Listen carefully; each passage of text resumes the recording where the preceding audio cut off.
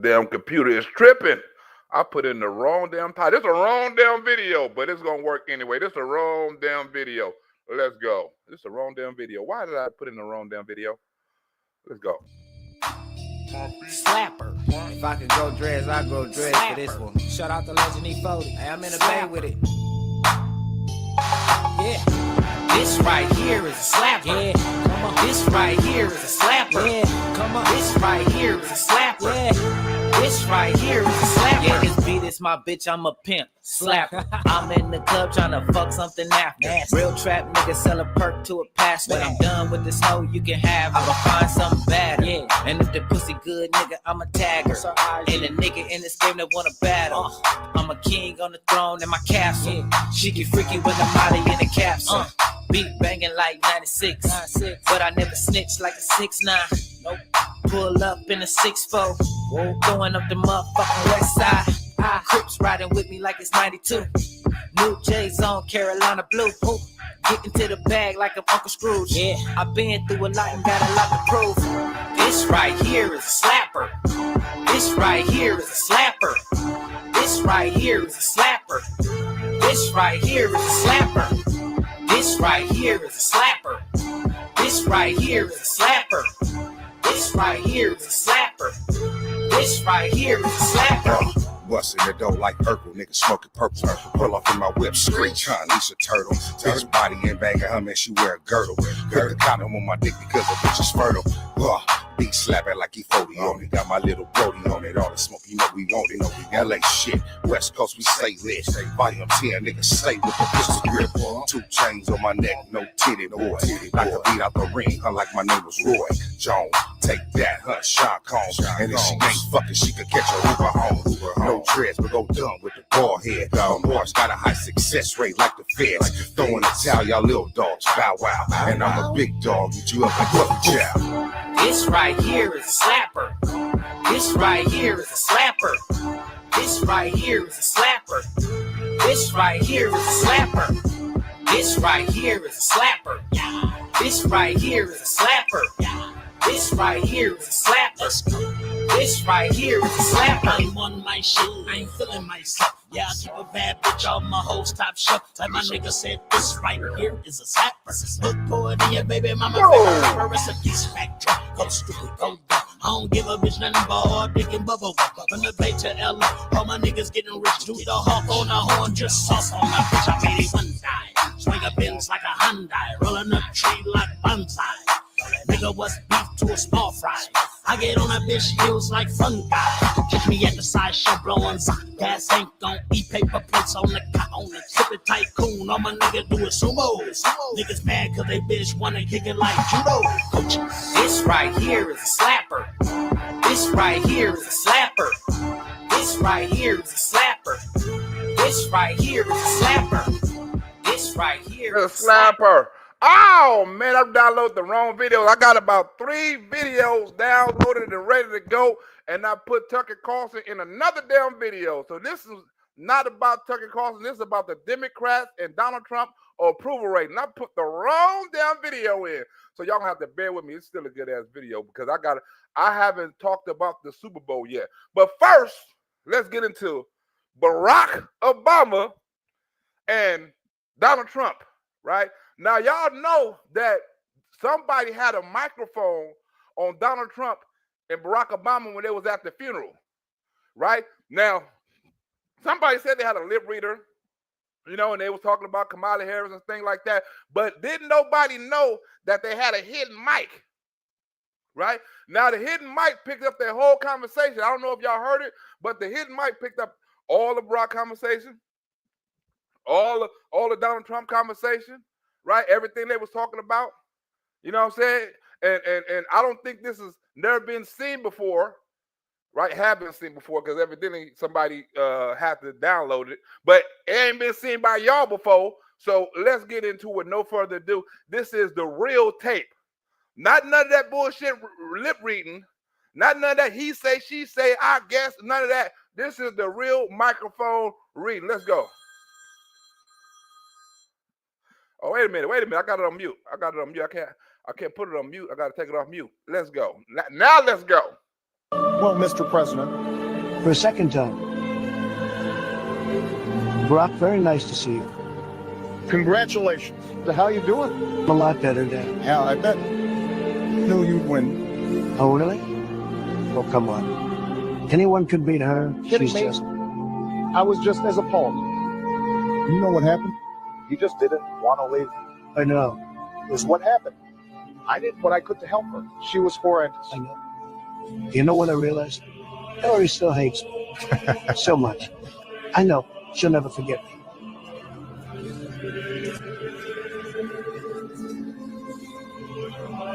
We should meet to discuss I that. think so too. We can definitely set something up. Let me know whatever Oh, my works God. best for you. I was going to fly back to Florida tomorrow for the golf. Okay.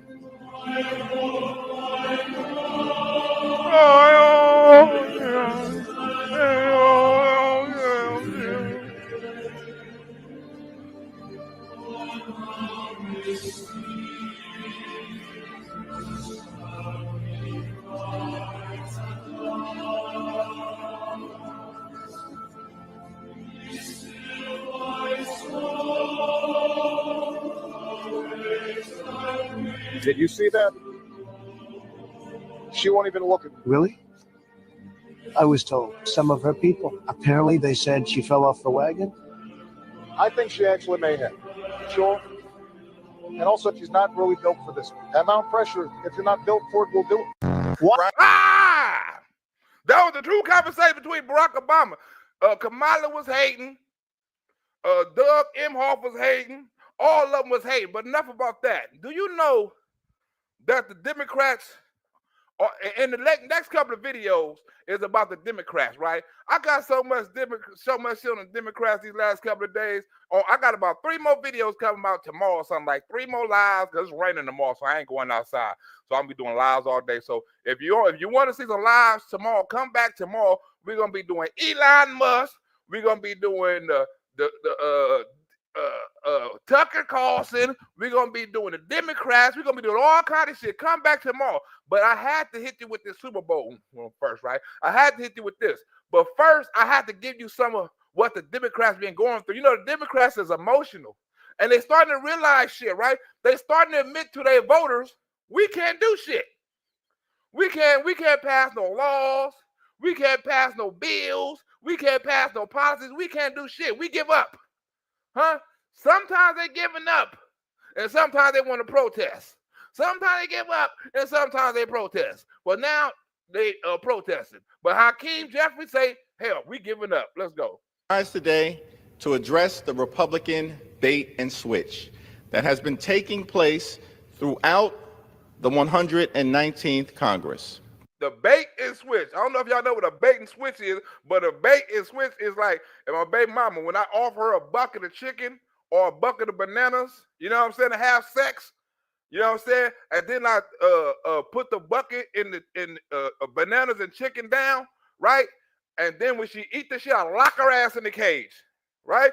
It's the bait and switch. I bait her ass with the monkeys, with the bananas and the chicken, and I switched it up from the sex to locking her ass in the cage. The bait and switch, I got her ass. So he said that the Republicans are doing the bait and switch on the American citizens.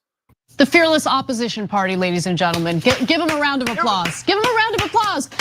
Even TYT talk about they full of shit.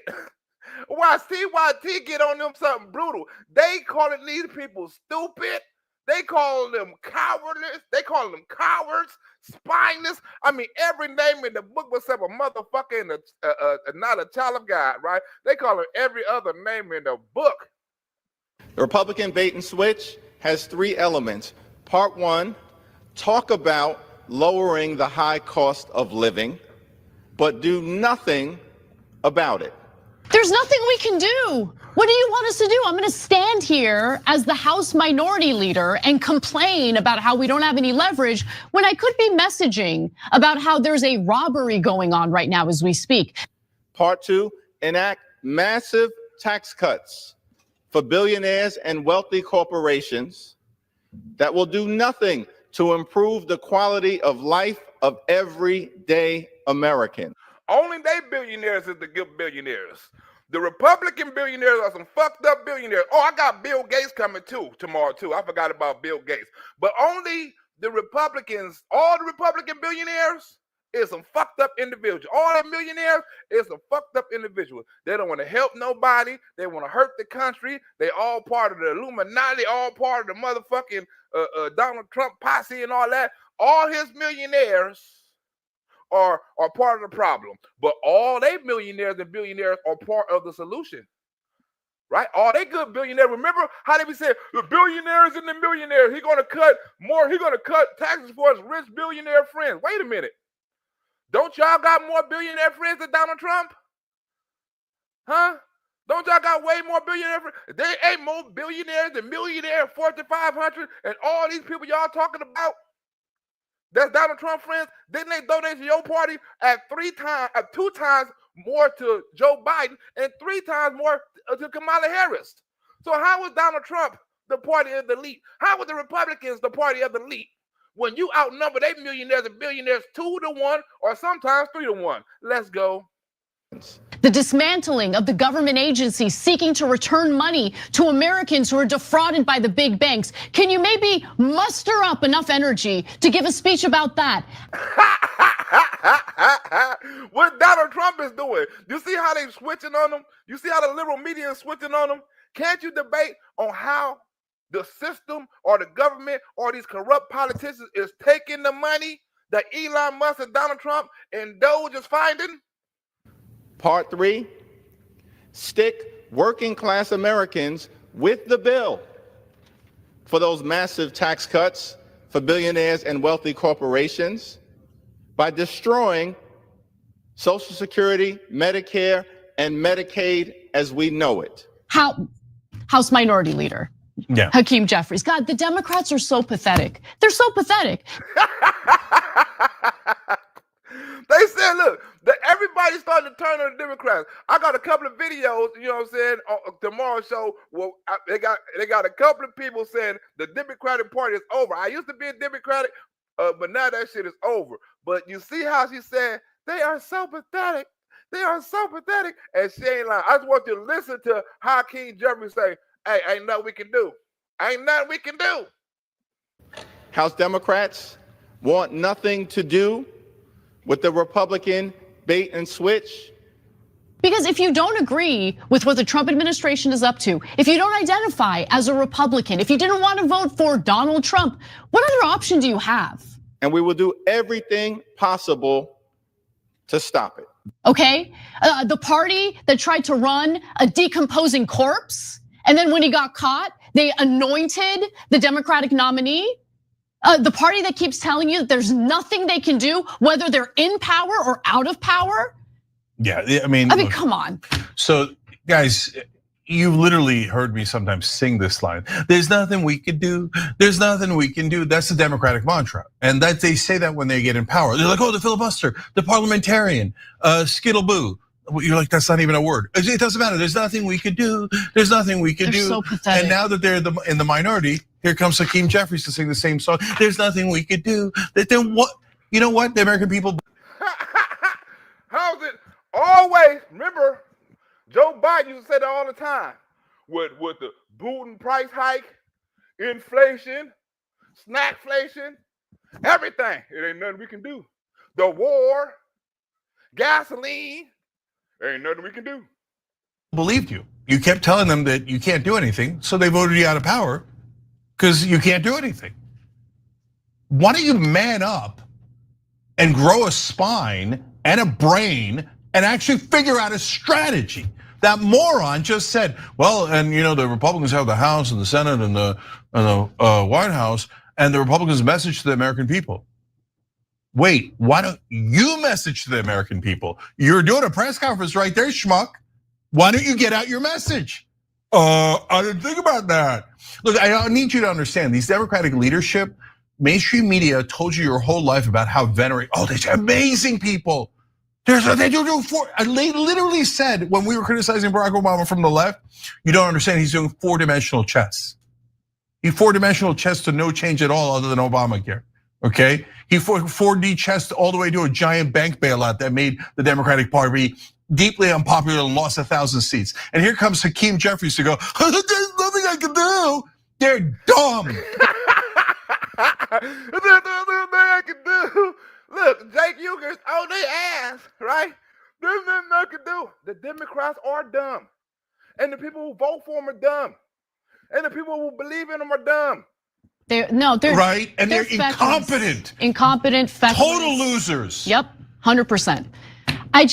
This is it. This is the opposition party. So look, his explanation for why Democrats can't deliver for Americans right now is that Republicans just never let them get anything done. Right? That's the role of your opposition. The Republicans, look, remember that? The Republicans, look, Pierre Porn, whatever her name is, used to come out and say that all the time. The Republicans won't help us. The Republicans won't pass it. The Republicans won't do this. The Republicans are stopping it. The Republicans are blocking it. Every single bill, police reform, the George Floyd Act, right? The George Lewis Voting Act, right? The transgender, the Roe v. Wade, everything. The Republicans are standing in our way. Impeachments. The Republicans are standing in our way. The Republicans won't vote our way. The Green New Deal, all that shit. The Republicans won't vote our way. Not one Republican voted. The Republicans won't help us.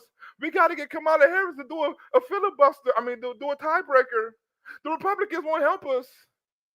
The Republicans ain't asked the Democrats for shit. Do you hear Donald Trump reaching across the aisle talking about we need the Democrats' help? Huh? Do you hear anybody from the Republican side say, hey, Democrats, we need your help? We're not asking them for shit. We trying to get it. The only concerns we have if our party vote in unison. Other than that, we're not asking Democrats for shit. If we don't vote in unison, we know the Democrats ain't gonna give us no support. We're not even asking for it. All we trying to get is 50 votes, and we can have JD Vance break the tiebreaker. That's it. That's all. We got 54. All we need is 50, and we're gonna get the tiebreaker. We're not asking the Democrats for shit. But every time you turn around, the Republicans are not helping us. This ultra MAGA, they listen to Donald Trump. They won't pass the border bill. They won't. It's the biggest border bill in the world. Everybody agreed with it. The Republicans won't pass it. Well, Donald Trump asked you motherfuckers for nothing. That's the difference. I ain't heard Donald Trump reach out to near Democrat. Huh? Hakeem Jeffries, Nancy Pelosi, Chuck Schumer. He ain't trying to have no meeting or nothing. I ain't trying to have no conference. I ain't asking you motherfuckers for nothing. Because I know you ain't going to give it to me. Think about it.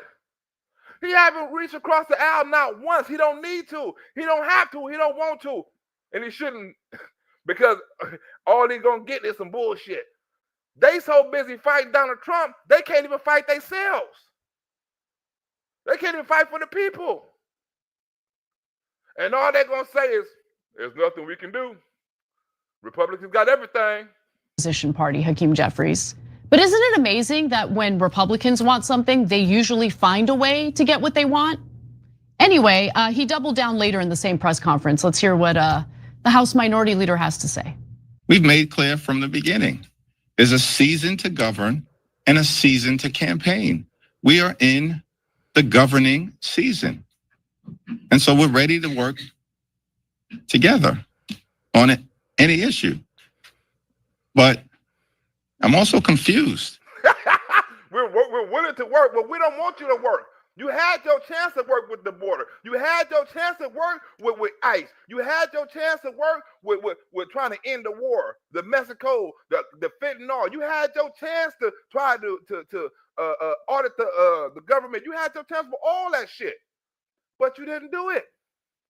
And I ran on this shit, and I'm going to do it. Now all of a sudden you want to reach across the aisle. We want to reach across the aisle, and we were willing to help out with anything.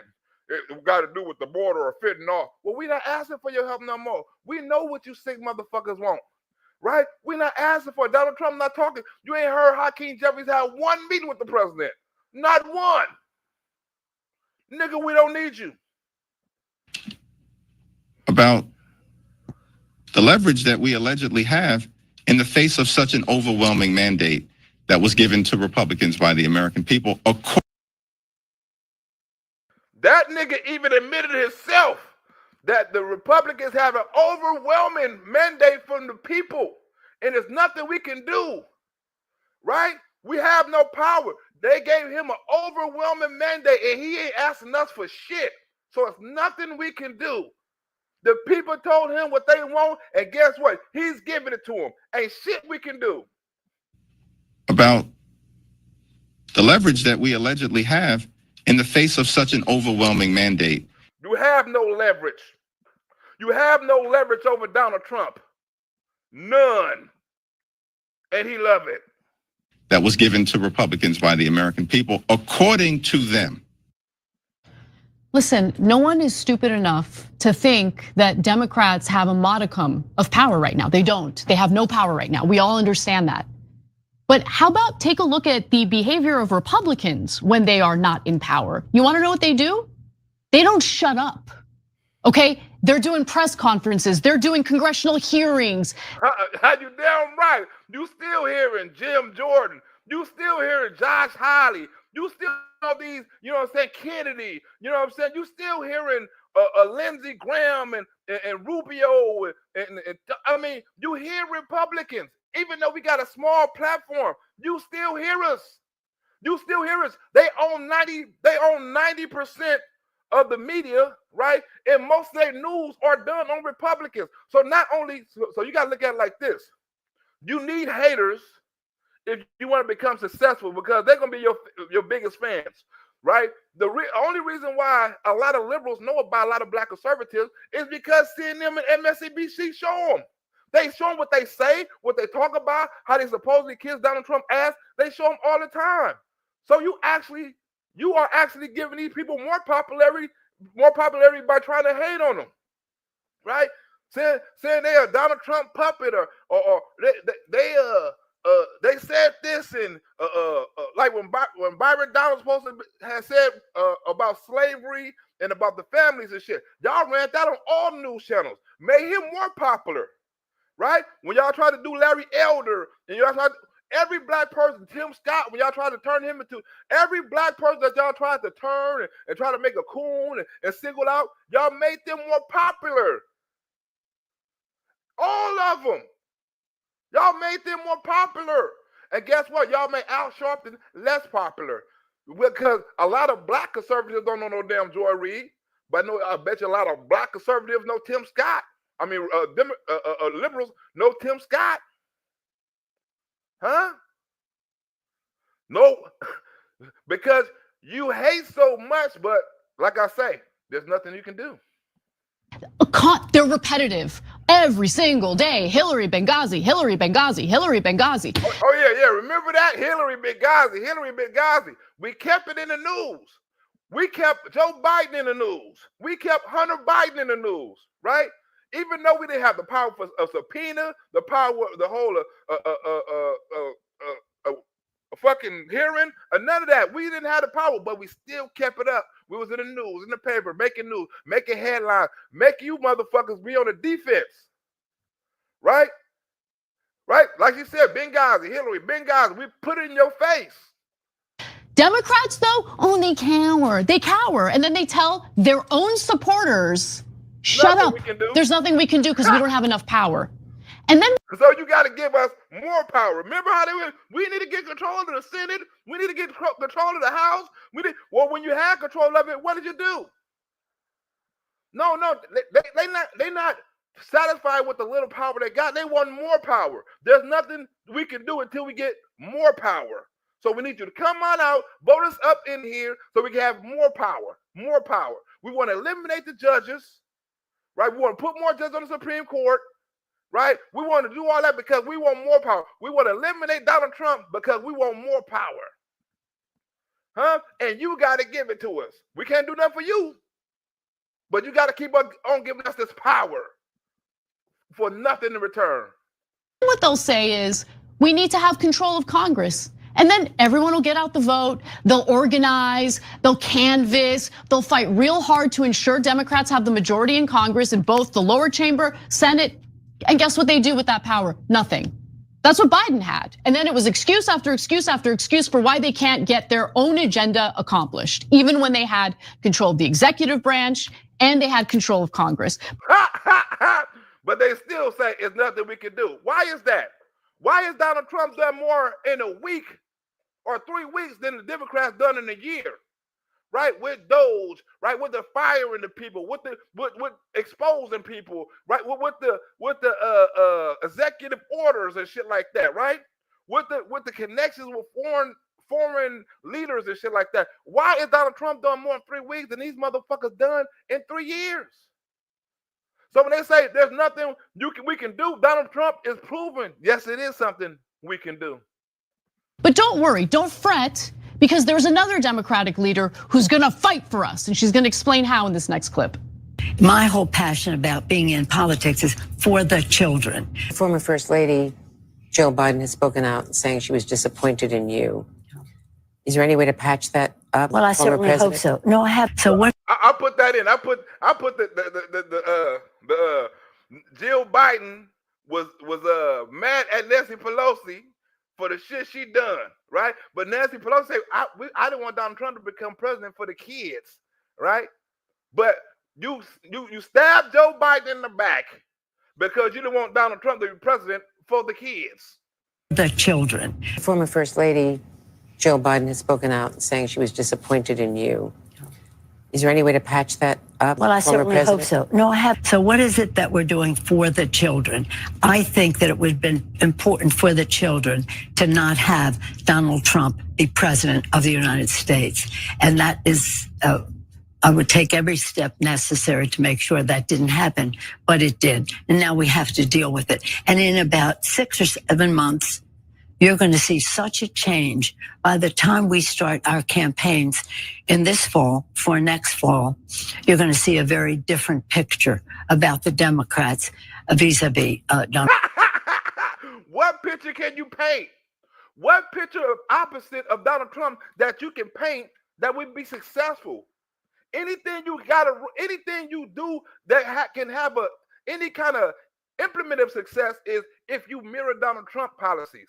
Nothing else, and try to have a variation of it. You can't go against his immigration. You can't go against his women in sports. You can't go against none of this shit. His border. You can't go against his immigration. You can't go against his ICE, because these are policies that America is agreeing with and that America is voting for. So you're gonna come up with some whole other shit that America ain't voting for and try to run against Donald Trump and the Republican Party? Go ahead, bitch. Donald Trump. Look at the speed. Biden gets in, Trump, boom, boom, boom, boom, boom, boom, doing 1,000 actions. Steve Bannon is laughing his ass off today, talking about, yeah, we flooded the zone. And we're stunned at how little the Democrats did in return. It looks like they had 3 months to prepare and didn't prepare a single thing. Think about it. I want you to think about it.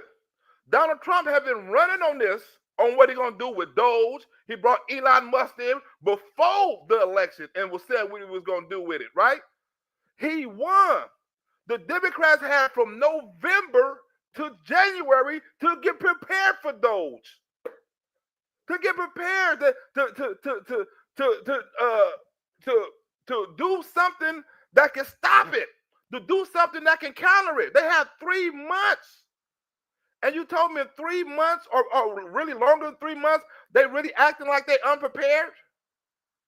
Oh, Donald Trump can't do this. Oh, why? He told you he was going to do it. And you had to run to some judges who has no control over executive decisions, right? He shouldn't have no control over executive decisions, a regular local judge, right? Which is probably liberal, right? Had to go and try to put a stop to it, which Donald Trump is going to win.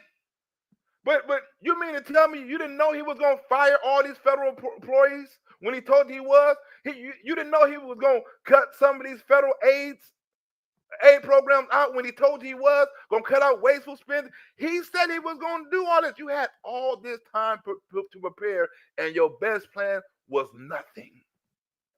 He's rubbing our face in it, and he's right about it. He's right. He's totally right.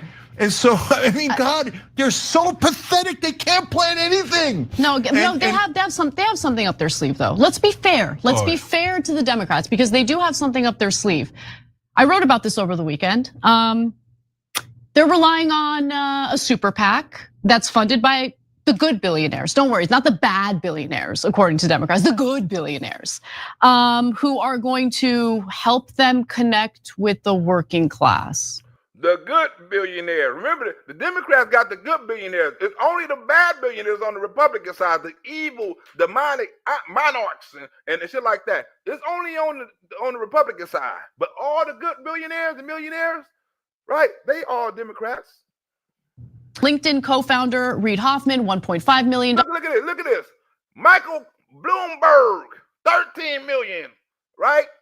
Tom Steyer, 2 million.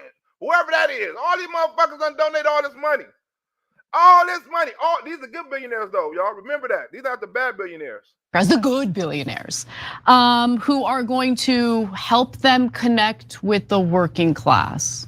LinkedIn co-founder Reid Hoffman, $1.5 million. But look at all the Bain Capital executives. Bain Capital, private equity firm, really concerned about appealing to the working class. Listen, there are concerns from some Americans over Elon Musk's methods in going through these agencies, accessing what is very vulnerable data.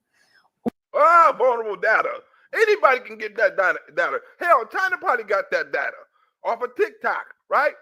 But you see how the Democrats, they can't do nothing, right? With the budget, right? They can't do nothing with policies or nothing, right? But as soon as Donald Trump gets somebody to do something about it, they want to stop it. Oh, no, you can't do that. You can't try to cut the budget. You can't try to clean up the budget. You can't run an audit on the budget. We got to do something about that. You're trying to find out how to end wasteful spending and putting money in our pocket with kickbacks. We got to do something about that. Why are you confident this is secure? I'm confident it's secure just because of the caliber of the people that they have doing it. It's odd to me that the Democrats are sniping at these young folks, and they're 19, 20, 21, 2-year-old folks, but you've got seniors in both parties who are inept of any cognitive skills almost. We had Congress people senators falling the fuck out, losing memory, can't speak, got to get wheeled into the motherfucking thing to vote. You talk about the young 19, 20-year-old people who are going to have a long life, right? You talking about them, but you're not talking about the people who have to be wheeled in, the people who can't even remember where the fuck they at. Joe Biden, huh? What's the other motherfucker? The head of the Republican Party, that nigga, I forgot his name. You know what I'm talking about. That motherfucker. Barbara, whatever her name is, right? All these motherfuckers falling out. It's like 3 Democrats and like 1 Republican. All this shit. Falling the fuck out, can't speak, losing memory, all that shit. But oh no, they can have some say so, and they can be have a critical information and shit like that on people like that. But the 19 and 20-year-old can't. They're more trusted. Like he said, I'm positive. What is they gonna do? What is Elon gonna do with a motherfucking social security number? He's the richest motherfucker in the world. Most and are incapable of governing, and we've seen that in the past, and they've embarrassed us in the national press. We've had them fall down. We've had them stumble and verbally in press conferences, and so I have total confidence in this group. I think that the gripes are, you're not seeing it from the old school Democrats. You're not seeing it from the old school Democrats. You're not seeing it from James Carville, I don't think. Right? You ain't seeing it from the nigga Bill Maher. You ain't seeing it from him. Because they know, let the young niggas go to work. Let them do, because they brain is working way better than ours, especially on this math shit. Especially that's what they do. We don't do that. That's what they do. That's their specialty. Finding shit, mathematics. You know, that's their shit. We don't do that. Let them do their thing. It's the young liberal Marxist types that don't approve of $2 million. Oh yeah, it's always, you hear that?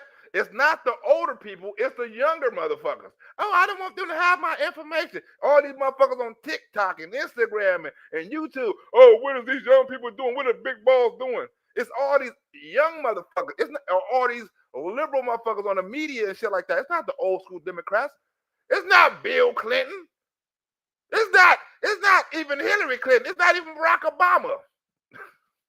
They bet not say nothing.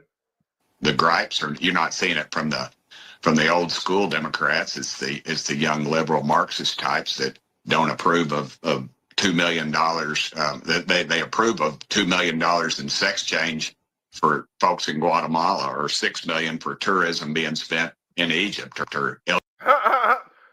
approve of that shit, huh? They approve of it. Let that shit go. They don't even know where the money going or what the money is for. LGBTQ comic books being given to kids in other nations.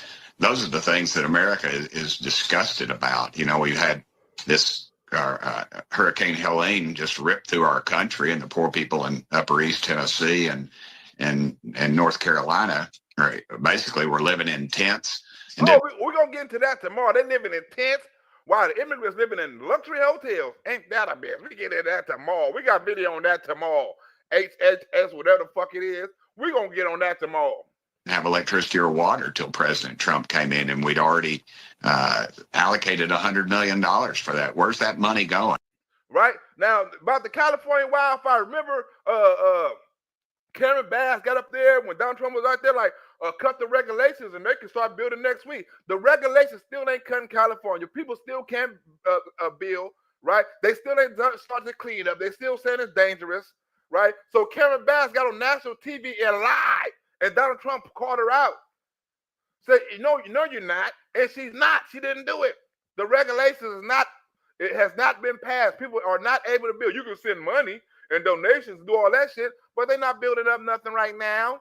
They're not cleaning up nothing right now. It's still too dangerous. It done rained, and you don't even hear about the fires no more. When did they put them out? When was it 100% contained? Do anybody know that it's almost contained? You didn't hear this all of a sudden, right? When the airplane shit hit, all the shit about the fires and the dangers and all that shit went away. In a day, one day, everything went away.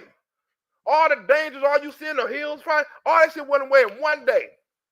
It wasn't no rain, you know what I'm saying? The other winds came. You didn't hear about no other sparking fire. You didn't hear about no. Remember they said it was 0% contained. You didn't hear when it was 25%, 50%. You didn't hear when it was almost all the way contained. You ain't heard nothing about that fire. Huh? The only thing that you've been hearing about that fire is DEI. They've been talking about the chief and the water. You ain't heard nothing about the fire? When the last time you heard about the fire? When did they put it out? Can you explain to me? They got, you know how many Tesla cars they got over there? You know how long it takes to put out a Tesla car because of that battery? You got to then to put a 10 on that thing. What happened to all them cars? They just so happen to not burn, or they just so happen to not catch on fire. Why has the fire gone so quick and the donations went up so fast?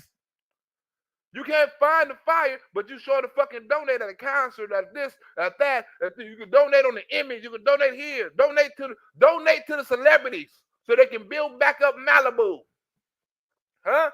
They got millions and billions of dollars in insurance and shit like that. Help build their shit back up while they do nothing for other people in the community. We raising money for stars and celebrities and millionaires. Think about it. It's a couple of people over there that need it. But 90% of people over there is millionaires.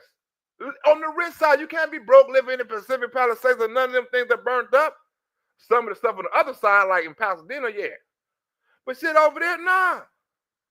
We're raising money to give to millionaires, to celebrities, to athletes, to entertainers, to businessmen, to doctors, to lawyers. Yeah, go ahead and raise that money for them. And see how they spend it on their mansions, building back up their 15-story mansion with the gates and did you see the shit that burned down? You see the shit they trying to rebuild? That's not gonna cost a little bit of money. Why you think they're holding concerts up? That's gonna cost millions and billions of dollars. There wasn't no small homes. They want to rebuild it bigger, and guess what? Better. You think they're gonna rebuild it less than it was? No, they want your money so they can help with put their money in, and they're gonna use your money as extra. Like if I put 5 million in my shit and I get 2 million from these motherfuckers throwing me concerts and all this old kind of shit, hell yeah, I can do that. Let's go. I think America is just fed up, ma'am, and they're tired of it. Overtaxing and over-governmenting it, and they're seeing the results. I'm tripping, I'm slacking. Now we finna get into the Super Bowl. I want to talk about this shit, right? Because you got all kind of black people. My boy Daniel K called me and said, "Black, what the fuck is a Crip walk?" That's something my grandmother be doing, Daniel K, when she be getting ready to do her little gang and shoot up shit. You know what I'm saying? I had to explain to my boy DK what the hell a Crip walk was. Now, they're talking about over 34 million people saw Kendrick Lamar. It was the best halftime ever. Well, hell, I bet you probably 100 million of them motherfuckers didn't know who the fuck Kendrick Lamar was or what the fuck he was rapping about or talking about, because they never heard that song. They probably heard what Not Like Us, but they probably heard the hook, but they don't know what the fuck the song about. They don't know it's about a pedophile and shit like that, right? And to some people, they just saw black and white and green, but then you got people breaking, this was the Bloods and the Crips and how black people built the country. You think for 1 minute, because all this had to be okayed. All this had to be it had to be okayed by the studio or who the executive to be approved. Okay, you can do this. You think for 1 minute these motherfuckers gonna pay for a live revolution at halftime of a motherfucking Super Bowl? Black people, they're there, y'all really don't know what Kendrick Lamar was doing. He was performing, making money. The fuck you mean we don't know what he was doing? Right? Like I'm pretty sure when white celebrities got up there and sung at halftime, I'm pretty sure niggas turned out. You probably still had on the Super Bowl, but you wasn't watching that. So you probably went, smoked the blunt, used the bathroom, you know what I'm saying? Done something,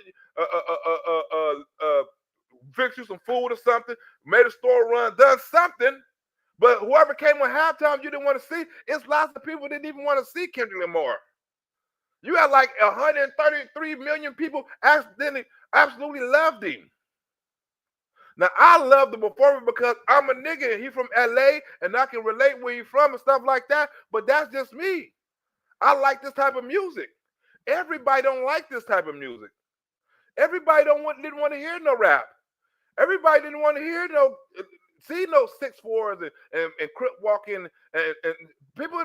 Lots of people didn't want to see that, right? But America and this would I want a lot of black people to understand, right? When have niggas not been entertainers for the white man? Dressing up like Sambo, dancing in front of, you know what I'm saying, people and stuff like that, and to send the message, right? When have black people even when they used to put on the blackface, right? And the white man used to talk about black struggles with the blackface on, right? How you broke, and because they didn't allow black people to act, but the white man used to put on there, and it was always a show for audience. Right? We got niggas playing basketball as a show for audience. Niggas playing football as a show for audience. Of white, wealthy men. To see niggas beat the shit out of each other. To see niggas race each other. To see niggas wrestle each other. To see niggas dance. To see niggas sing. To see niggas rap. It's all entertainment for them because guess what? They got to keep you motherfuckers in line. There's not gonna be no revolution. Ain't nobody forming no militias. Ain't nobody spreading no messages. Ain't nobody saving, building up no financial support or some financial. What if it's a revolution? Why is it going to be? Ain't nobody going to be talking about it next week. This is supposed to be history, and it's supposed to be groundbreaking and stuff like that, right? But there's nothing happening. Now you're going to have some of these people on here, right? This is T-Pain at first, right? You get mixed reviews. T-Pain first, but you're going to have these people coming on here talking about different things about the messaging, right? You will have people talking about why they boo Taylor Swift and why they cheered Donald Trump. Oh, it's gonna be, this is some crazy shit, how the Super Bowl and the after effect and how everybody had their different opinions on the game, right? And everything was political. White people had their own politics, right? It was the Hillary Clinton. I mean, it was a what's the bitch name? Taylor Swift and Donald Trump. That was the white people politics, right? The black people politics was the halftime show, right? The black people can use their little politics and do the, you know what I'm saying, and say their little racist shit.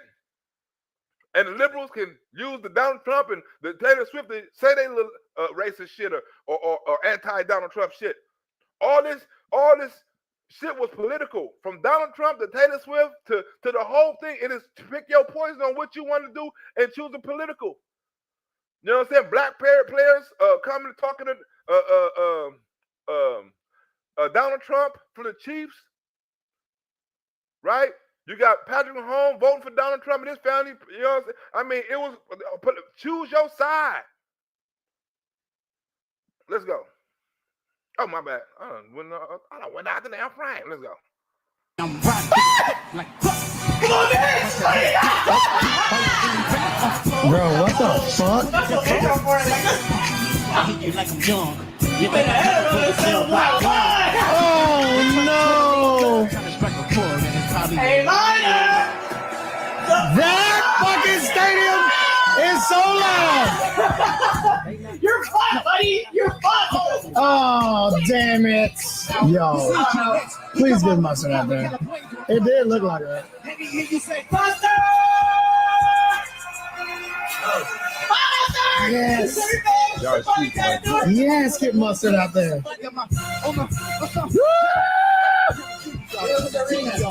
It was, okay.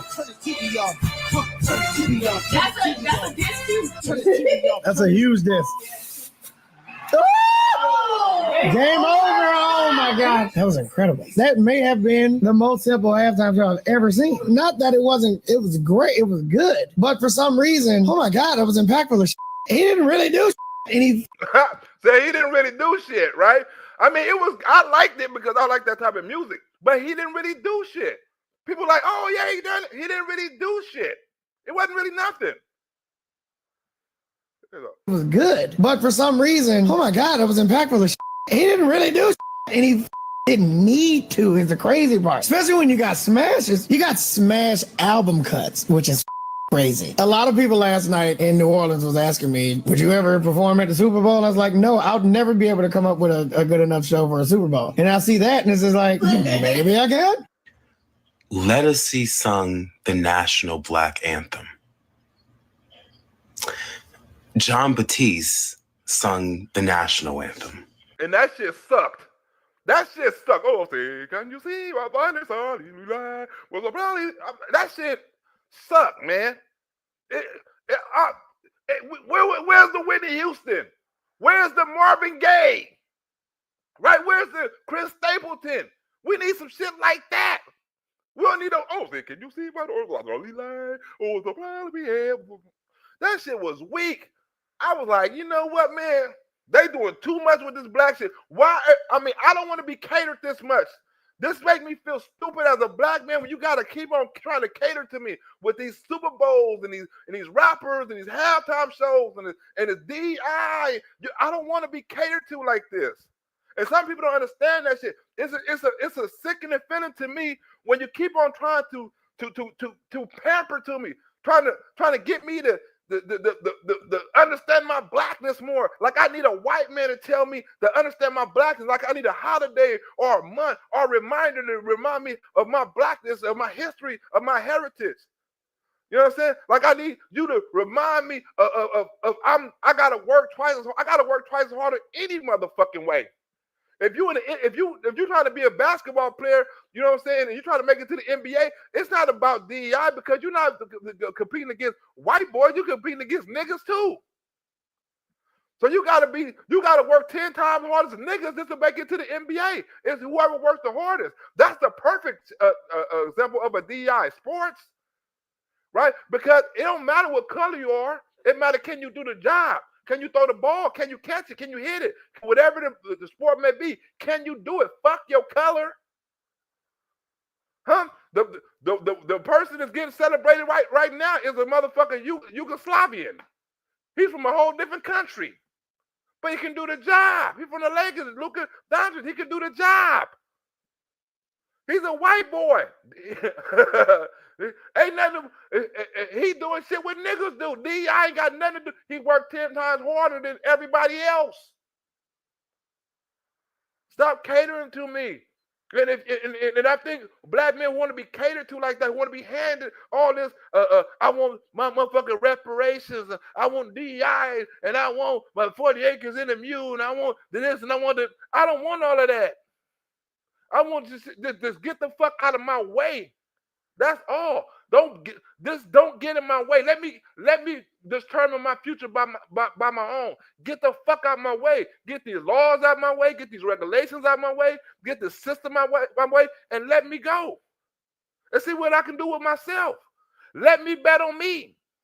I don't need you. But these motherfuckers, oh, we need him. No, we don't. Kendrick Lamar, K-Dot, performed at the halftime show with all black dancers who were dressed in red, white, and blue. They formed themselves into the American flag and sent multiple messages throughout the entire performance about what it means to be black in America. And there were other messages weaved throughout the performance that I'm still breaking down. Samuel L. Jackson narrated the entire thing dressed as Uncle Sam. Serena Williams made an appearance. Hold on, stop right there. And danced. And she's sea-walking to show the white man. Roll the clip. My wife SZA performed. And then to top it all off, the Eagles won against the Chiefs 40-22. The Eagles, their quarterback, Jalen Hurts, is a black man.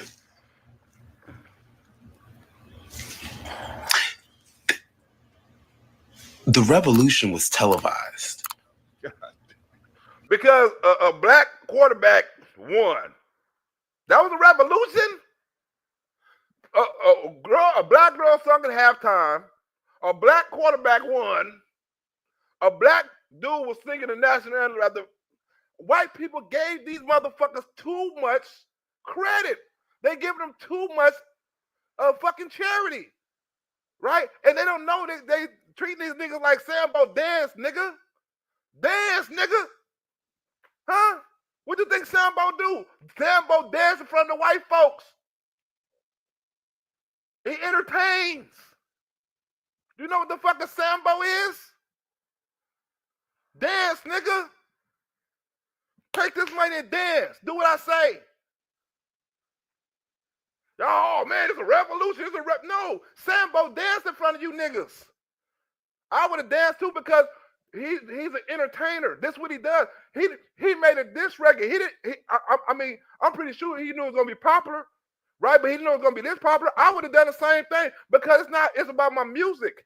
You motherfuckers take it as you want to and do whatever you want to. I'm gonna keep it real to my music. He's keeping it real to his music. He's keeping it real to his neighborhood. He's keeping it real to his community. He's keeping it real to his blackness. He ain't taking part in no damn revolution. That's not his job. His job is the music, to talk about the way people love. It's not to start no fucking revolution. And especially not gonna be with you motherfuckers. With him. The revolution was televised, and it was televised on one of the largest stages ever. Good night, and happy Black History Month. Kendrick Lamar halftime show was a big display on how America views black people. Having Samuel L. Jackson play Uncle Sam, which is pretty much the same character he played in Django, Steven, as the narrator of the entire Super Bowl halftime show. Kendrick comes out performing the intro track to GNA, and Uncle Sam hops on screen saying, "No, too loud, too reckless, too ghetto." And the very next track that Kendrick performs is Humble. Sit down, be humble. But then he switches to DNA. I got loyalty, I got royalty inside my DNA. I'm tired of being humble. I know who I am. I know who my people are. Then he transitions to Euphoria. Euphoria, the diss track, what's the relevance to this? But these niggas is smart. You see how he put all this shit together, niggas? This nigga made a whole damn catalog out of his song. He meant this, he meant that. They put too much thinking into this. He was performing music. These are all diss tracks. These was all songs he had before. If he was singing these motherfuckers at a concert, if you go to a Kendrick Lamar concert, is that a revolution? He gonna sing the same songs. Probably have some of the same people dancing on the stage. Is that a revolution? Is every one of his shows a revolution because he do the same songs? He done the same song when Westbrook and all the motherfuckers hopped on stage, was doing a crip walk in Ice Cube and all. Was that a revolution? When Dr. Dre handed him the West Coast crown, was that a revolution? I don't understand. Just because he was on a Super Bowl performing songs he probably didn't know he was going to get picked for the Super Bowl for, right? Because it wasn't no Super Bowl song. It was the hottest shit, right? They playing all on commercials. It's a hit, you know what I'm saying? And it's the biggest controversial song. They wanted controversy. Don't you understand that? Did you see the Super Bowl design? It was made by a black woman. It was some African shit. They catering to black people too much. But it's the part of Euphoria that he performed. Have you ever played? Have you ever? Okay, nigga, let's play. Have you ever walked your enemy down like with a poker face? You're playing the game, but the enemy think you're playing by their rules. Then he goes, who the fuck is the enemy? Who is the enemy? Walking down with a poker face. This man, what the fuck is he talking about? It's a man at the garden, under a streetlight, white tees, gold grills. And he's talking about everything he feels like he deserved. I deserve it all. And Uncle Sam walks up and says, "Oh, you got your homeboys with you. You think you deserve all this. You think you're supposed to get more than what we give you. Now we go deduct one life." So when Kendrick and SZA perform Luther and All the Stars, Uncle Sam is like, "Yeah, this is what we want. Supposed to get more than what we give you. Now we go deduct one life." So when Kendrick and SZA perform Luther and All the Stars, Uncle Sam is like, "Yeah, this is what we want. Okay, nigga, let's play." Wait. He said, do you understand what he's saying? The song Luther, that's some devil worshiping shit. We don't get into that though. You're supposed to get more than what we give you. Now we go deduct one life. So when Kendrick and SZA perform Luther and All the Stars, Uncle Sam is like, "Yeah, this is what you need to do. Be quiet. Don't cause too much ruckus. Just play the game. The way we designed it." Here are the things in Kendrick Lamar's show that I felt to be a big deal that nobody's talking about. Everybody and their mama doing videos, but I'm black and from LA and do creative direction for concerts and politics. Yes, Kendrick Lamar built the American flag out of black people in red, white, and blue. Black people built this country and did. But it also fits in with his album theme of uniting the people against mainstream force. The red was Bloods, blues was the Crips, and the white was Bay Area dudes wearing white shirts and What you mean? So we're gonna leave New York and all this. So he was only talking about California. He said the Bay Area dudes, right? So we're gonna leave all the Mexicans in Florida and everybody else out the American flag. What is this nigga talking about? It's the Crips and the Bloods. Well, there's a lot of motherfuckers in the world that's black people that's not Crips or Bloods. What the hell he talking about? So the revolution's gonna be with the Crips and the Bloods. Ain't no Crips and no Bloods having no revolution, fool. gray bottoms, which is what we wear in prison. Hold on. Prison is where we exchange our culture. And they literally had the Bay dudes doing the same thing they be doing in prison, where they do that one beat and it's always a dude from Oakland rapping over it. 2, yes, Samuel L. Jackson being Uncle Sam, who is a constant character in Kendrick Lamar's music going all the way back to Pimp a Butterfly. Saying things like, don't be too ghetto, Kendrick. And if y'all don't know what a minstrel character is, it's the basis of the American and world entertainment system. It's where it all started, making fun of black people. And Samuel L. Jackson was definitely playing a minstrel character. Look it up. Which is really important in front of the president of the United States, a literal wannabe dictator, and the first time the president has ever been to the Super Bowl. And all your favorite NFL stars are saying it's an honor for the president to be here. Kendrick Lamar is clowning him. And also, how is Kendrick Lamar clowning him? Right? Donald Trump, look, have you thought about this? Have you thought about how many people tune in to see the football game? Have you thought about how many people probably tune in to see Taylor Swift? Or do you think how many people turn in to see Donald Trump? I think, to me, Donald Trump was the most popular person at that Super Bowl, including Kendrick Lamar. I think Donald Trump probably would got a better applause than Kendrick Lamar. He got more love than Kendrick Lamar. That nigga went and mingled in the crowd. Look, while Kendrick Lamar was getting rushed by security guards off the damn stage and all this other stuff, Donald Trump went with no security guard into the motherfucking crowd, got the chopping hands and waving hands and shaking hands, motherfucker. Real nigga shit. Kendrick left. He took the revolution. He hurried up and got off stage. Soon as the Super Bowl was over, he security guards and all that, he ran out of the Super Bowl. Donald Trump ran in the Super Bowl. The fuck are you talking about? He got clowned. How many hands did Kendrick Lamar shake? How many niggas ran out of the line and shook Kendrick Lamar's hand?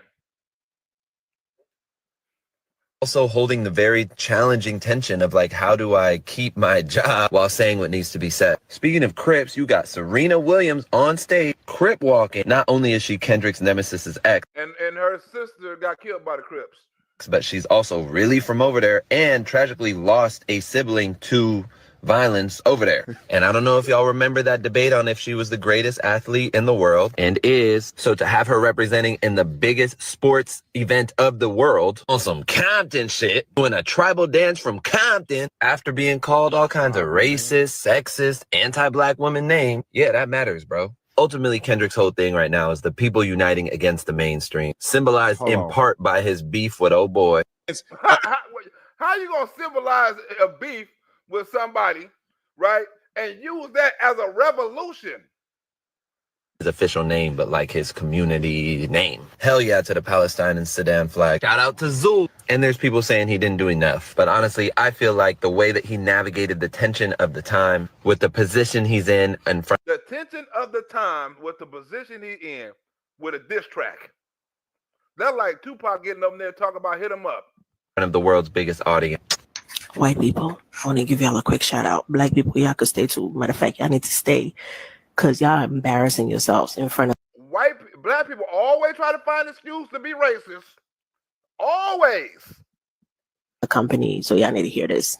For tonight and tonight only, white people have separated themselves into exactly two parts: perfect overt racism and perfect understanding of what Kendrick Lamar did. I have not seen one confused white person. I have not seen one white person say, You ain't talking to Daniel K. Daniel K don't know what the fucking Crip Walk is. I talked to one confused white person. DK said, what the fuck is a Crip Walk, Black? We have to look up Don Cheadle and all kind of shit. it was boring, it was bad, it was mid. I've only seen them say all the bad stuff because Kendrick Lamar did what he did. Or they're so enamored to the point where they're explaining 40 acres and a mule to black people. Oh my God, I didn't know. After the Kendrick Lamar halftime show, I'm so enlightened. I didn't know you guys suffered so much. I didn't know you guys built the country. I didn't know that you guys were going through all this money and violence and stuff like that. I didn't know. As of right now, Kendrick Lamar woke me up. I'm going to donate 40 acres and a mule tomorrow to the local black and boys girl clubs. I didn't know. Kendrick Lamar has woken me up. I didn't know. I promise you, I'm enlightened. Kendrick Lamar has enlightened me by talking about fucking minors. People, which apparently needs to be done because there are black people who are confused about what they saw. And for that, I'm confused for y'all. Yeah, This man got the NFL to pay for a protest, and y'all are confused about what he did. You want a karaoke? He got the NFL to pay for a protest. You think the NFL gonna pay for a protest, bitch? You out of your mind. They give you niggas what you want. And what you think? Get these niggas Juneteenth. And y'all wanted bops? You wanted to sing along to every lyric? Look, every time they want one of you niggas' attention, they send a motherfucking Megan Thee Stallion, the Beyonce, or, you know what I'm saying? They send a motherfucking Sambo out there to dance and sing, and you niggas think it's a revolution.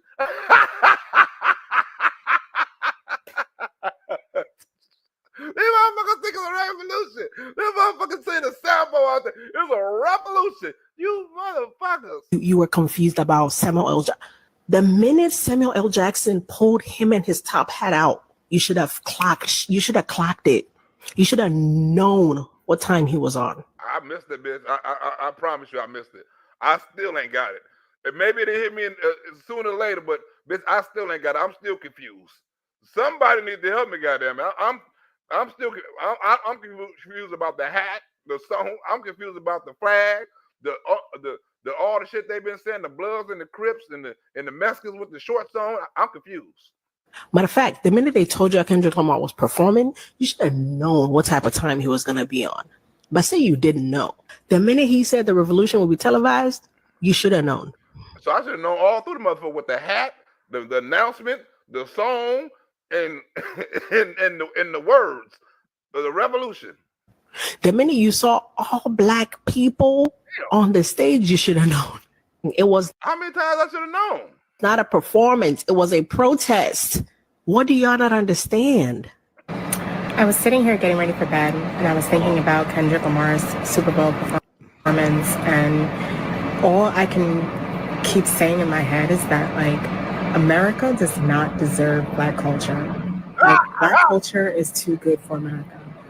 America does not appreciate it. America just steals it. Black culture. What the fuck is black culture? Rap, fashion, right? They put something in a song and make you niggas Pastor Cavassier. Next thing you know, niggas drinking Cavassier. Huh? I got lean in my cup. I got lean. Next thing you know, niggas overdosed off a Percocet. Huh? I'm on that good cushion alcohol. Next thing you know, niggas drinking good cushion alcohol. Right? Black people are the only people that can rap about a person's anatomy and make a song out of it. Shake that ass, bitch. Shake that ass, bitch. Shake that ass, bitch.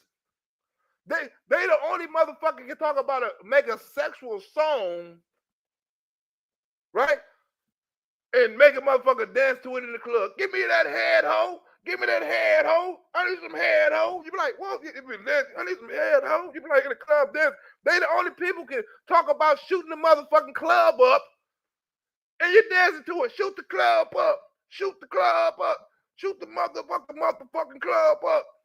And you gonna dance. You don't hear no motherfucking, you don't hear no country song talking about, well, I'm going to shoot the club up.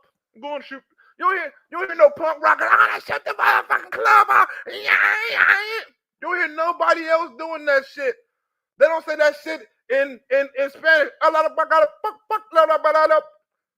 No other language. No other motherfucker. They tell the motherfucker to wear something, and next thing you know, it's in style. What the fuck is that? That's black fashion. That's black culture, right? Getting them up. If that's black, I don't even understand. What is black culture? Right? They play our shit on the halftime. They play our music. They use us to dance and sing. Beyonce acting all shocked because she won the country award. And the country motherfucker like, motherfucker, what? No. This bitch won country album of the year? She ain't Aretha Franklin? Huh? Beyonce, she knew she was gonna win. Oh, me. No, white motherfucker like, yeah, bitch, you. We know what this is about.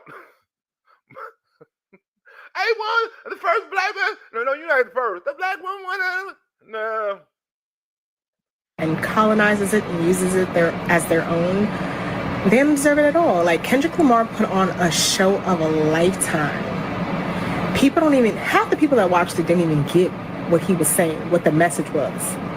But, you know, us people, we saw it, we clocked it, and we received it.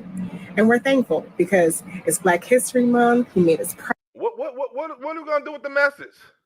Like, what? You the same bitch who was talking about not fuck with black men last month because we didn't vote for Kamala Harris. Now all of a sudden you bitches want to get together for a revolution. You bitches don't. You better make up your mind.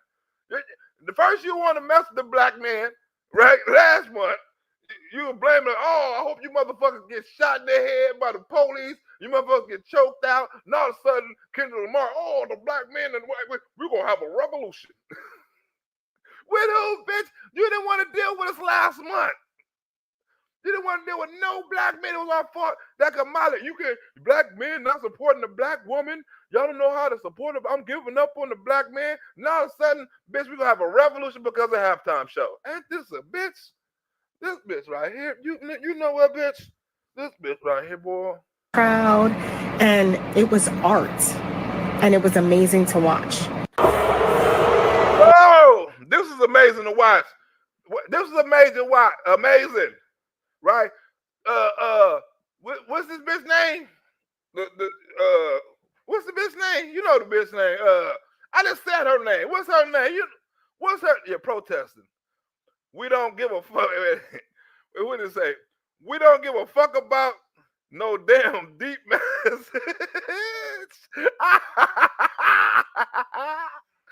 I was doing that stuff when these people was in diapers. It was a deep message. That was a real deep message. It was a real deep message. It was a real protest. What is we protesting? They protesting shit. They ain't protesting shit. Somebody help me, damn it. Somebody help me too. Somebody help me, please. Some motherfucker said a protest. Hey, Beth Roberts, all my love is hers. Whitney Houston would have been awesome. Whitney Houston would have been awesome. Michael Jackson, Prince, and Whitney Houston would have been awesome. You damn right, Beth Roberts, they would have been awesome. They'd been awesome. You damn right. I'm telling like, who was that? Spider-Lee? Telling like it is. What up, Eugene Norris? But we finna get into Kate. What's this bitch name? You know the white girl who was married to the finna be married to Kelsey. I just said her damn name. What's the white girl name? Somebody tell me white girl name. Let me go to this. What's the white girl name? The white girl name is everybody is worshiping Kenny like he's the hidden. Yeah, Taylor Swift. Taylor Swift. Yeah, Taylor Swift. Taylor Swift got booed at the show, right? Now that lets you know the little Swiftie. Remember they were like, oh, if Taylor Swift get behind Kamala Harris, that's millions of votes. Because millions of little bitches want to get abortions.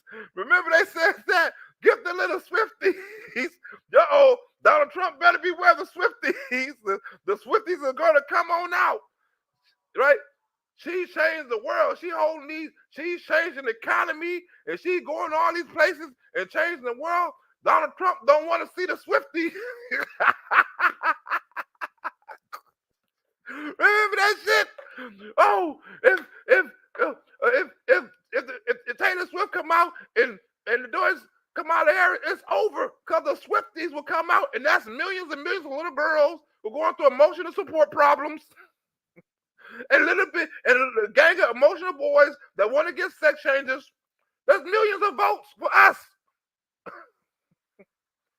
That bitch got booed, right? Look, I don't understand why. Look, I don't understand how many times you got to prove to these liberals. Like, I'm not talking about these, not the liberals on the news, because you can't talk to them. I'm talking about the liberals you talk to every day that know you're a Trump supporter and still talk shit about Donald Trump. You be like, this look when Donald Trump go to UFC. This look when Donald Trump go to football games and basketball games. Look what everything he get cheered. He never get booed. Never. I never saw Donald Trump in like the last 3 years go somewhere and they be like, get up out of here. Not a McDonald's, not a football, basketball, UFC, Super Bowl, you name it. When he walked into the place and they didn't know Kamala Harris or Joe Biden, and as soon as Donald Trump, oh motherfucker, Kamala Harris just went to a Laker game and was sitting in the back and didn't nobody even acknowledge her. This nigga Donald Trump go to the Super Bowl and get mobbed. This bitch didn't even have Secret Service. He even needs Secret Service. Look, let me try to. Can I build it? Show this up. Kamala Harris at Laker game. Where's this bitch? Kamala Harris at Laker game. Kamala Harris at Laker game. At Laker game. Laker game. Bitch. Laker game. Wasn't sitting by nobody. Wasn't nobody even sitting by her. Look at this. Look at this. All right.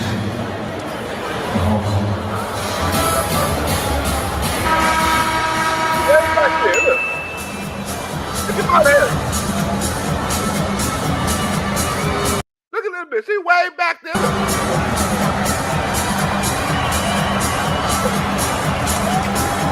Look. Ain't nobody turning around. Don't nobody want to take no picture with her. You know what I'm saying? Nobody acknowledged. Just a couple of days ago. Right? Then Kamala and Doug at the game. Nobody gives a fuck, right? Look, nobody gives a fuck.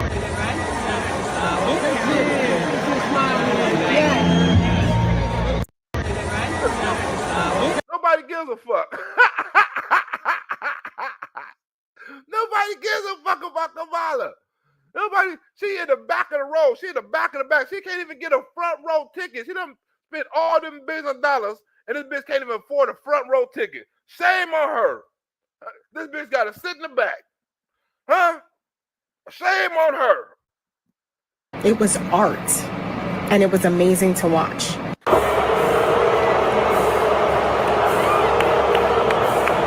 How dare you boo Taylor Swift? How dare all of you? Shame on you. Not a sound Taylor Swift is used to hearing.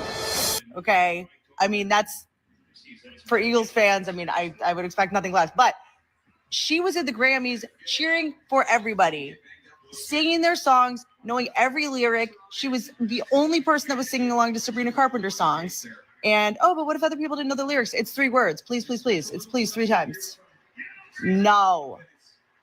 I don't like this one bit. It's just a lot of a lot. I swear I don't love the drama. It loves me. I don't usually make political content, but I cannot ignore this. Yesterday was the Super Bowl in the US, and the president of the United States took the time to post twice about Taylor Swift getting booed at the Super Bowl. The singer getting booed after popping up on the big screen during Super Bowl 59 in New Orleans. Not once. Twice. Now, if you think I'm exaggerating, here is what he actually posted in one of his 2 posts. No, bitch, I don't think you're exaggerating. I think you're stupid, right? Donald Trump fucks with everybody. She's a celebrity. Donald Trump is also an asshole. And I understand it's not about being president. He could take 20 seconds out of his day to write something fucked up about somebody, right? that everybody talked about fucked up. You know what I'm saying, about him and her. Oh, she's gonna wipe the floor, all the girls and all this. You know, she said nothing about little girls. She took up for no little girl, right? When Donald Trump was taking up for these girls in sports, and these girls in the bathroom, you know what I'm saying, and the kids getting sex changed, she didn't take up for not one of them, right? So of course Donald Trump gonna say something fucked up about her, right? He could take 30 seconds. He could look. You think that stopped Donald Trump from fucking with Putin or fucking with Mexico or doing any kind of regulations or policies or anything? You think a 20-second tweet from against Taylor Swift is gonna stop all that? Oh, he tweeted Taylor Swift, so he forgot to pass his policy. What? Donald Trump is an asshole, not Philly. The only one who had a tougher night than the Kansas City Chiefs was Taylor Swift. My going to take a not so wild guess here and assume that those of you that the halftime show just went completely over your heads, that you are also the same ones that booed Taylor Swift when she was shown on the big screen. Because if you cannot comprehend that a woman is going there to support her significant other and that she's not being asked to be shown, then you clearly missed all the symbolism happening. She didn't ask to be shown, like she didn't know she was gonna be shown. You didn't say that when she won, bitch, last year when they were cheering for her. You didn't say that shit last year. My had time flipped in a year. In 1 year they were cheering for, yeah. You didn't say none of this shit then. Oh, why is you showing her? But now they want to show her. They didn't know if they was gonna boo her or cheer her. That was up to the crowd. They could have easily cheered her. But the crowd said boo. They was gonna show Taylor Swift regardless. And Donald Trump. They could have booed Donald Trump, but they didn't. And don't understand that it's us, the people, that is being divided and being just pawns in the government's game.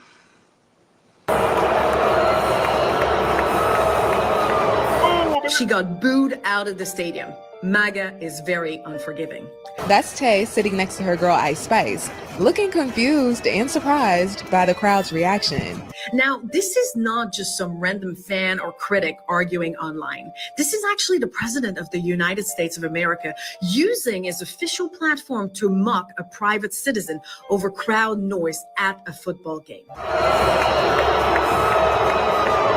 Now, whatever your opinion of Taylor Swift is, let's pause for 1 second. The leader of the most powerful country in the world, someone who's responsible for national security, for the economy, for global diplomacy, decided that this was worth his time.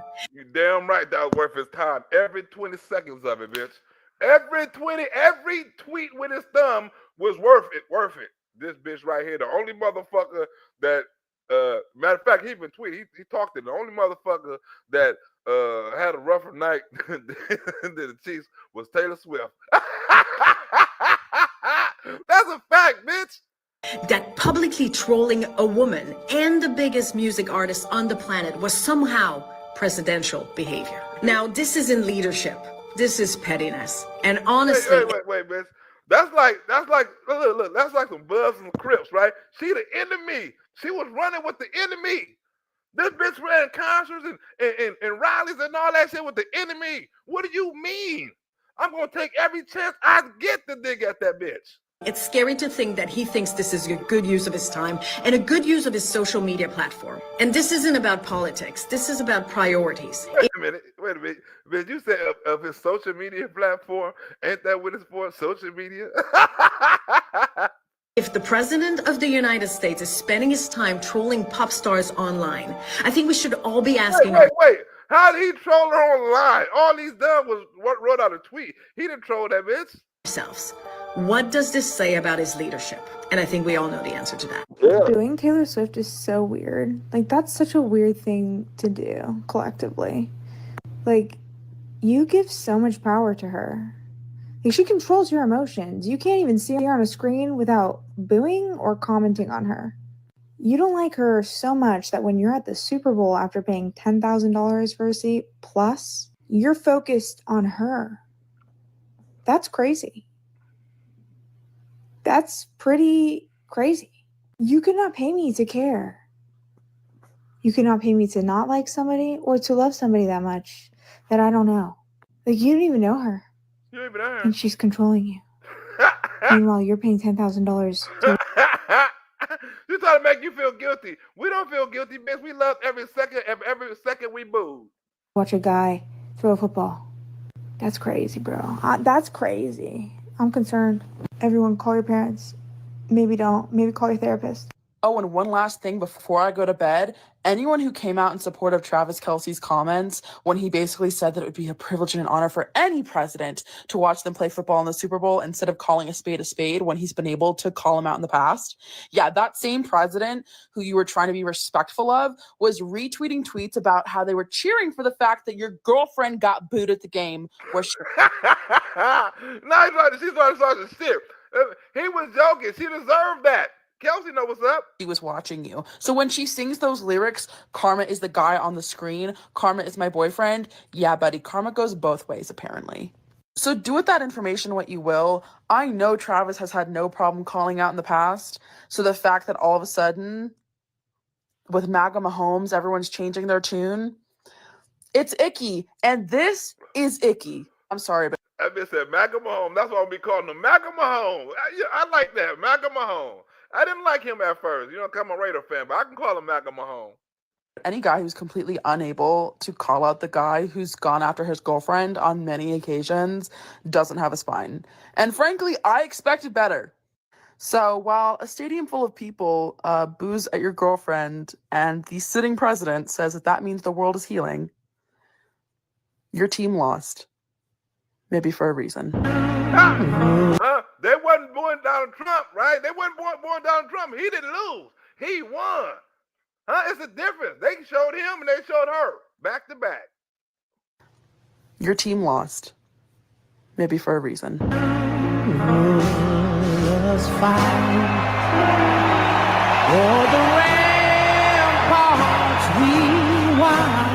I think last night's game, the president's tweets about Taylor Swift after it teaches us white women a powerful lesson if we're paying attention. It doesn't matter if you're dating the famous football player. It doesn't even matter your own qualifications, your own wealth, your own fame, your own beauty. The white man at the top is embarrassed because he gets food and things aren't going his way. It doesn't matter if you have millions of fans. At the end of the game, and at the end of the day, you will still be the scapegoat. You will still be the one. I ain't never heard nobody give up to the white girls. You always hear us black girls. You never hear us white girls as the victims. The men at the top are trying to embarrass. We're getting some new information about how Americans view President Trump's, how he's doing his job. Our CBS poll finds that a majority of Americans, 53%, approve of the job he's doing. Yeah. 53% of people, right? That's over half of America approve what he's doing, right? So that's a 6% gap. That's even larger probably than he won the presidential election, wasn't it? So more people agree with him, right, than elected him, right? So that means he won some people over, according to these people. So, you know, CBS News, YouGov came out with a poll earlier today that had him on the positive side of the ledger, and I decided to average all the polls. And you know what? The average of the polls also has him on the positive side of the ledger. That's a better approval number than he ever reached during his first term in the White House. I will keep it simple, Margaret. He is doing, in the eyes of the public, what he said he would do in the campaign. All right, let's take a look. Trump's net approval rating on February 9th. Look at. Did you hear that? Plain and simple. He said he's doing what he said he was going to do on the campaign. He's not listening to the Democrats. He's listening to the people. He's saying what he was going to do. That's why his approval rating is so high. We don't give a fuck what the liberal media say. We don't give a fuck what the Democrats and all they protest against Elon Musk say. We want to hear what the people say. I will keep it simple, Margaret. He is doing, in the eyes of the public, what he said he would do in the campaign. All right, let's take a look. Trump's net approval rating on February 9th. Look at this. In 2025, he's at plus 4 points. Look where he was in 2017, his first term at this point. He was at minus 5 points, so he's doing nearly 10 points better on the average. There's political value in that. In fact, 70% of people say he's doing what he promised. That's whether they approve of him or not. And more than that, as I mentioned, it's not just the CBS News poll. It's the Ipsos poll. It's the Gallup poll. It's the Pew poll. All of these polls have him in better shape than those respective polls had him at this point back in 2017. That's almost, like you said, almost a 10-point jump. That's big. That's big. Some people don't see that, right? The Democrats not saying this, but CNN got to admit it. That's a damn shame when CNN and fake news got to admit it, MSNBC. Now, there's another part of this that continues over from the campaign. There were words that he was described as being tough, being energetic, and he still is today in big majority. Ooh, tough, 69, energetic, 63. Focus, 60. Effective, 58. He's under in none of them. In none of them. He's overperforming in all of them. Think about this. Donald Trump is overperforming. But if you listen to fake news and you listen to these Democrats, right? And you listen to them, the liberals, he's underperforming. But according to the people voting for him and the voters, right? And the polls, he's overperforming. Numbers.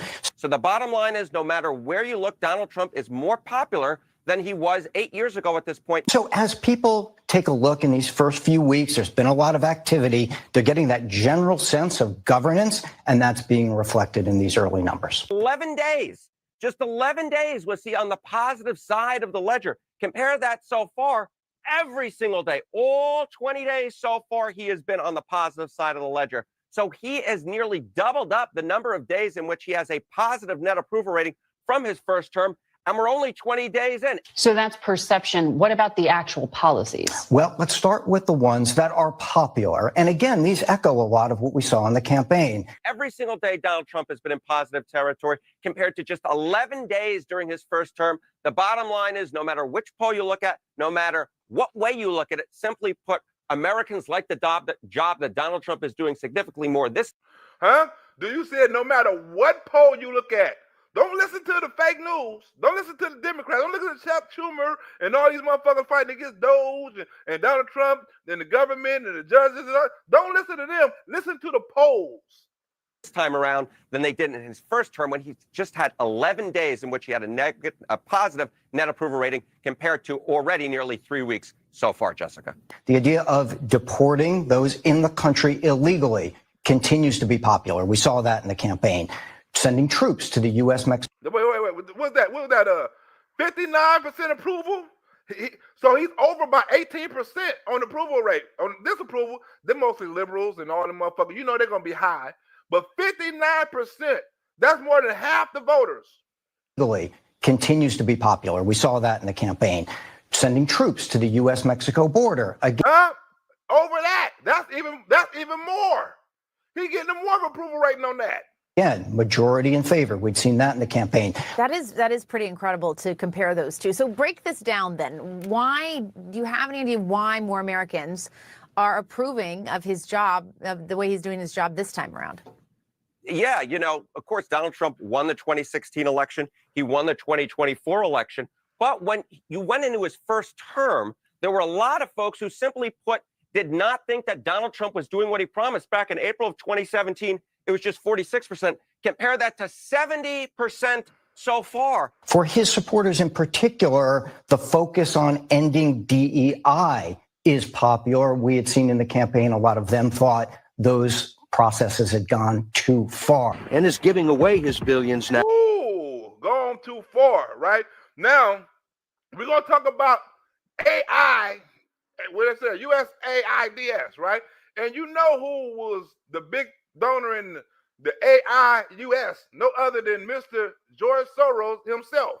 Now, with the same determination. Processes had gone too far. And is giving away his billions now with the same determination that he made them in places like Haiti, a country that has less money in the bank than he does. 2010, the earthquake of Haiti, not only American taxpayers, but the whole world has given billions of dollars to the Clinton Foundation.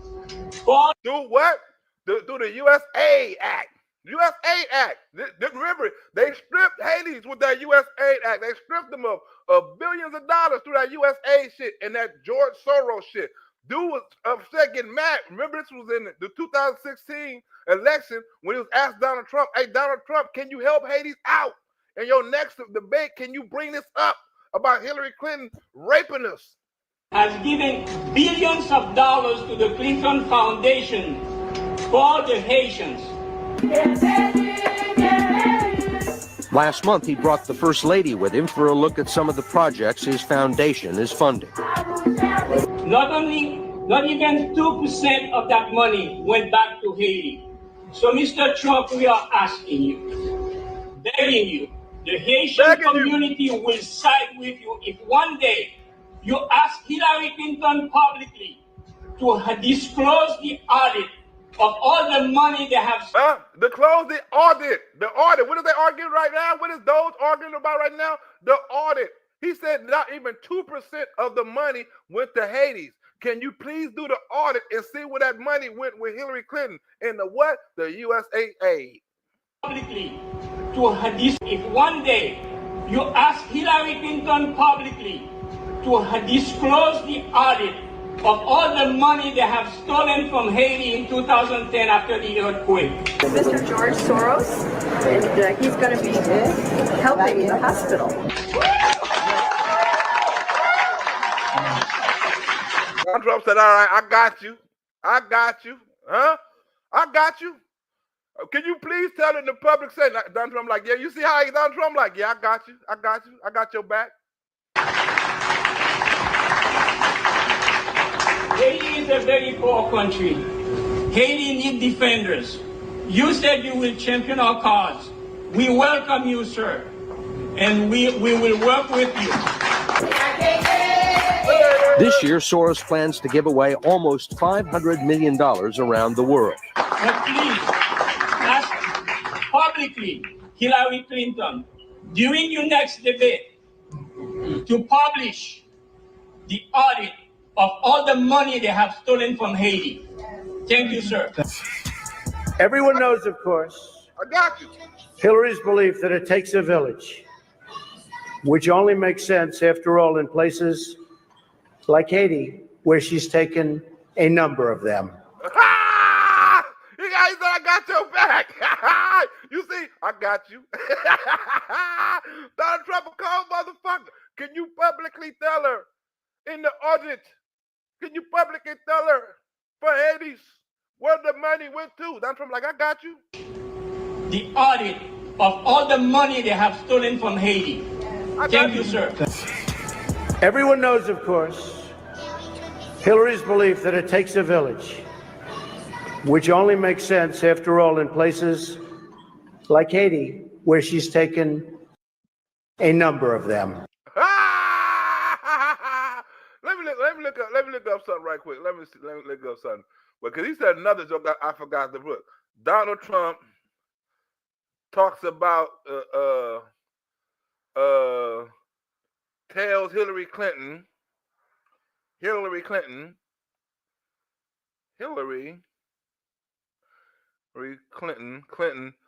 Haiti hate her. Haiti hate her. We don't need to make that shit capital. Hate her. Here we go, right here. Is this it? No. Who is that? He said the people of Haiti hate you. Donald Trump, Mr. Hillary Clinton. Oh, here we go, right here. Here we go. Here we go, right here. We know it's gonna be a commercial. What he said about Haiti, this is what he said. I got you. I got your back. Can you publicly tell her? No. We gotta go back. The appearance of a conflict of interest with your dealing with the Clinton Foundation while you were Secretary of State, but emails show that donors got special access to you. Those seeking grants for Haiti relief were considered separately from non-donors, and some of those donors got government contracts, taxpayer money. Can you really say that you kept your pledge to that Senate committee? And why isn't what happened and what went on between you and the Clinton Foundation, why isn't it what Mr. Trump calls pay to play? Well, everything I did as Secretary of State was in furtherance of, well, it is an open discussion. I understand, and the specific question went to pay for play. Do you want to talk about that? But there is no evidence, but there is a lot of evidence about the very good work and the high rankings that the Clinton Foundation It's a criminal enterprise. Saudi Arabia giving $25 million, Qatar, all of these countries. You talk about women and women's rights. So these are people that push gays off buildings.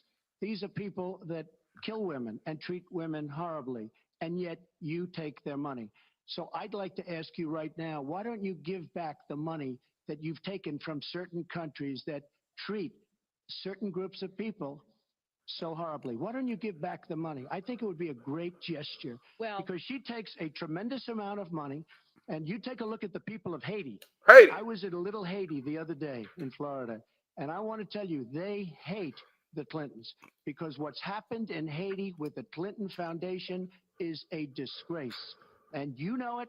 And I know it, and everybody knows it. You know it, and she knows it, and everybody knows it, right? That's what he was saying. I was a little Haiti. This is the interview he was talking about. Can you tell her about in your next debate? I was in Little Haiti the other day, and you know it, and she know it, and everybody know it. Can you tell her in your next debate, Donald Trump? I got you. I got your back. He hit her 2 times. You taking benefits, and they hate you. Huh? Well, I got another show for y'all tomorrow. You know, I got to take this out. I got to put another title up in here, but I got another show for y'all. I got 2 more shows for y'all. Wake up in the morning, and you probably, I'm going to do one at like 12 o'clock, probably Eastern time, like 1 o'clock Eastern time, 10 o'clock p.m., a.m., West Coast time, right? And I'll probably do one like 5 or 6 o'clock.